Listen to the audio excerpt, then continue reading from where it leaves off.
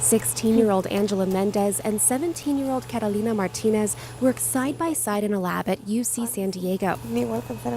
They're quiet and methodical among the whirring machines, lost in the process of transforming carbon black and polyethylene into a thin film.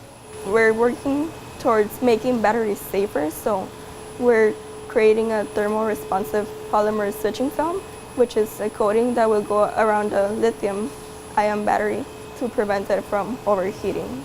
Think exploding cell phones and hoverboards in flames. These high schoolers are spending their summer working on a possible solution to that.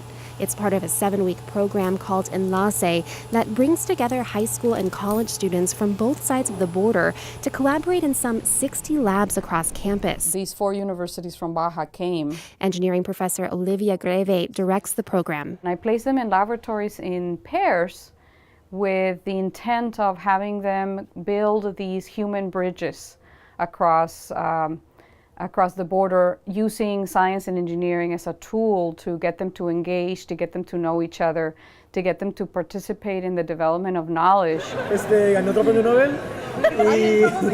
One might expect to see a study in contrast, white, black, and Asian students learning from their Mexican counterparts and vice versa. But the vast majority of U.S. students in Enlace are Mexican-American and speak Spanish. Just like her lab partner from Baja, Mendez crosses the border regularly to shop or see family. Although we're from different sides of the border, I think we're pretty much the same. Her partner, Martinez, has to search when asked about differences between the two. Maybe here you can go hang out with your friends after school, and you don't usually do that in Mexico because it's not the safest thing to do. I think at the end of the day, the culture is still pretty strong on this side of the border, even though we're still separated by a wall. And that's the thing. The San Diego Baja region already defies its borders to some extent. Enlace is about taking that to the next level. It is beyond just family crossing over and visiting family on both sides of the border. It's about thinking about this as one economic region and one region of innovation that can educate its young people to contribute to both sides of the border in the areas of science and engineering. Immigrant rights are human rights. Immigrant rights are human rights. As activists stage rallies to protest President Donald Trump's border policies, businesses and their boosters are urging the president to consider our shared economy.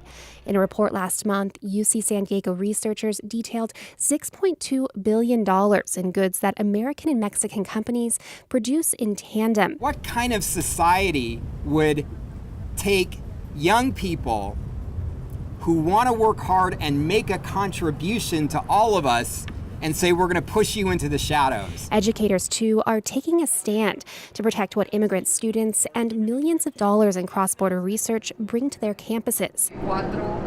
Greve, who grew up in Tijuana, hopes to build a future where those things aren't at stake. The impact of having these students, future leaders, future diplomats, future scientists, future Nobel laureates, know each other since they were 17 years old is gigantic.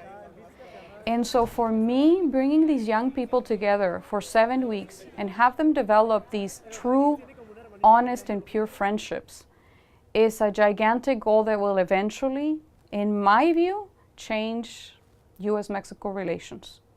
Friends since they were 17. That's it, that's the goal. Yeah. If that's true of Mendez and Martinez, they'll make a powerhouse team. My dream college is MIT, but another option I think I could go to is Berkeley, and I want to study chemical engineering.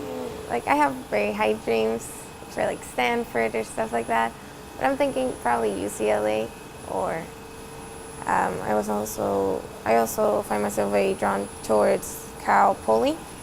This is the program's 6th year. It's grown from just 5 students to more than 100 this year. Megan Burks, KPBS News.